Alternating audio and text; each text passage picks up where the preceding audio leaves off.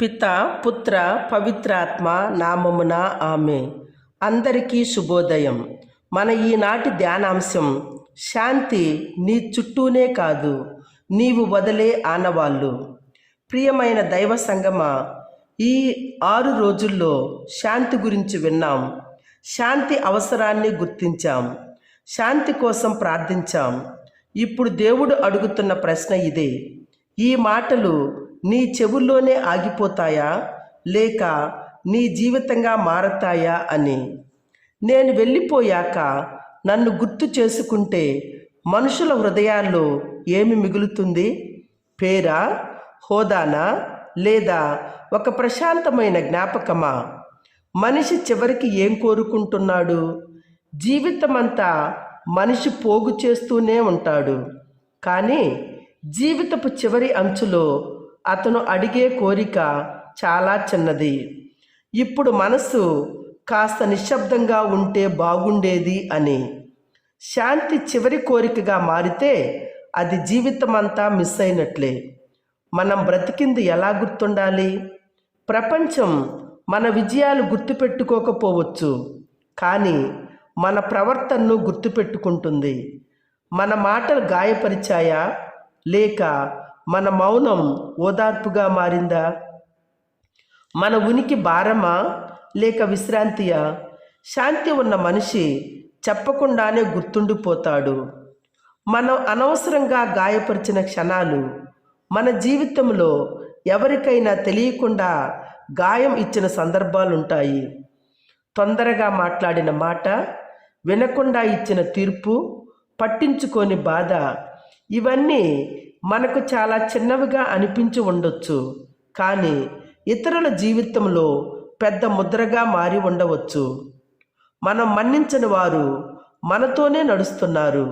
కొంతమందిని మనం జీవితంలో నుంచి తొలగించామని అనుకుంటాం, కానీ వాళ్ళు మన మనసులోనే ఉంటారు, జ్ఞాపకాలుగా, కోపంగా, నిశ్శబ్దమైన బాధగా. మన్నించకపోవడం వాళ్ళను శిక్షించదు, మనల్నే బంధిస్తుంది.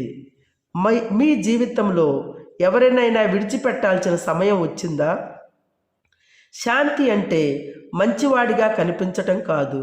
శాంతి అంటే నిజాయితీ, స్పష్టత, నటన కాదు, నిలబడటం. కొన్ని క్షణాలు మాటలు అక్కరలేదు. ఇతరులు ఏడుస్తున్నప్పుడు, ఓడిపోయినప్పుడు, ఖాళీగా ఉన్నప్పుడు అక్కడ మౌనం ఒక భాష. శాంతి అంటే మాట్లాడడం కాదు, సరైన చోట మాట్లాడకుండా ఉండటం. ప్రపంచాన్ని మార్చటం మన చేతిలో ఉండకపోవచ్చు, కానీ మన ప్రక్కనున్న మనిషి రోజును మార్చగలం. ఒక మంచి మాట, అర్థం చేసుకునే చూపు, ఇవే శాంతికి నిజమైన కార్యాలు. చివరికి మిగిలేది మనిషే. పదవులు ఉంటాయి, తరువాత పోతాయి. ఆస్తులు ఉంటాయి, తరువాత ఎవరివో అవుతాయి. కానీ మనిషిగా మనం ఎలా ఉన్నామో అది మాత్రం మన వెంటనే వస్తుంది. శాంతిగా జీవించిన మనిషి ఎక్కడికి వెళ్ళినా ఇంట్లో ఉన్నట్లే ఉంటాడు. ఈరోజు మనం తీసుకువెళ్లాల్సింది కాస్త నెమ్మది, కాస్త మౌనం, కాస్త ప్రేమ. ఇవి సంచిలో పెట్టుకొని పోలేము, కానీ జీవితం మొత్తం మోసుకెళ్ళవచ్చు. యేసు చివరగా ఇచ్చిన వరం శాంతి. యేసు ఈ లోకాన్ని విడిచిపెట్టే ముందు శిష్యులకు ఇచ్చిన చివరి బహుమతి ఏమిటో తెలుసా? ధనం కాదు, అధికారము కాదు, విజయము కాదు, శాంతి. నేను వెళ్ళిన నా శాంతిని మీతో విడిచిపెడుతున్నాను అంటే అర్థం, పరిస్థితులు మారినా యేసు ఉనికి మారదు. ఈరోజు కూడా యేసు మనల్ని చూస్తూ చెబుతున్నాడు, నీ జీవితం నీ చేతుల్లో సురక్షితం. ఈరోజు మనలో మార్పు రావాలి. ఈరోజు నీవు నిర్ణయించుకోవాలి, నేను ఇక నా శాంతిని తాకట్టు పెట్టను. నేను ప్రతి విషయానికి స్పందించను, దేవునికి స్థానం ఇస్తాను. శాంతిని కోల్పోయే విజయం కన్నా శాంతితో ఉన్న ఓటమి గొప్పది. ప్రియమైన దేవుని ప్రజలారా, ఇది భావోద్వేగ క్షణం కాదు. ఈరోజు మనం దేవునితో ఇలా చెప్పాలి, నా జీవితం నీ శాంతికి సాక్ష్యంగా ఉండాలి అని. ప్రార్థన. ప్రభువా, ఈ 7 రోజులలో నీవు మాతో మాట్లాడిన మాటలు మా జీవితాలుగా మారనివ్వు. మా పాత జీవన శైలికి ఇక్కడ ముగింపు కలిగించు. మా హృదయాలపై మీ శాంతితో ముద్ర వేయి. మా జీవితాలు చూసినప్పుడు ఈ లోకం నిన్ను గుర్తించేలా చేయి. మా చుట్టూనే కాదు, మా ద్వారా ఈ లోకమంతా నీ శాంతిని అనుభవించేలా చేయి. ఆమేన్.